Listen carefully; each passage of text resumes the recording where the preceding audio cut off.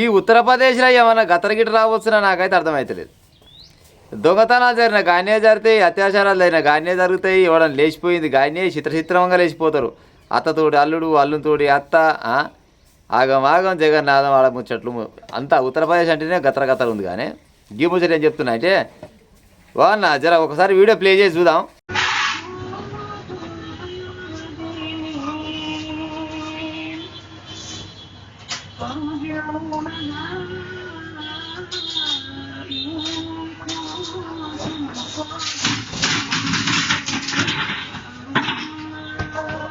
చూసిరుగా. ఆ మూతవారి షాప్కి వచ్చింది ఎట్లా అంటే ఫస్ట్ ఒక 19 రూపాయలు పెట్టి రీఛార్జ్ చేసుకుండట. ఆ డేటో బీటో చేసుకుండు. 19 రూపాయలు ఫస్ట్ చేసుకుండు. తర్వాత మళ్ళీ ఒక 29 రూపాయలు రీఛార్జ్ చేసుకుండట. 2 రీఛార్జ్ చేసుకోగానే ఆ ఓనర్ ఏదో జరిసేపు ముచ్చట పెడుతుండు. ముచ్చట పెట్టుకుంటే ఏం చేయండి, 19 ఆ 29 రూపాయలు ఇవ్వాలి కదా. ఆ గల్లపేట తీసిట చూసాడు, లెక్క పెట్టుకుని లోపు ఈయన ఆల్రెడీ ఆయన ముందుగానే ప్లాన్ వేసుకొని వచ్చిండు. ఆ జేబులో కారంపొడి డబ్బా కట్టుకొచ్చుకున్నట్టు పాడైపోను. ఆ కారంపొడి తీసిండా తల్లి షాపు యజమాని కళ్ళలో గుప్పిండు.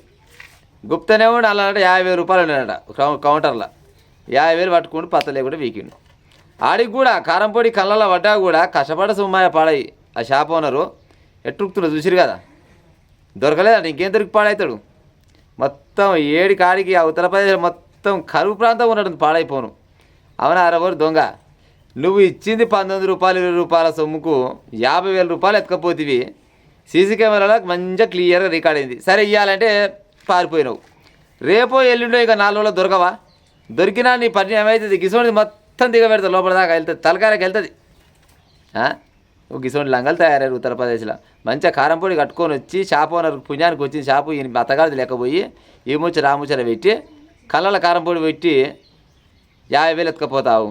అందుకోసం ఉత్తరప్రదేశ్కి ఏదో గతర జరిగిందని ముందుగానే చెప్పిన. అన్ని వార్తలు అడిగేలా వస్తున్నాయి.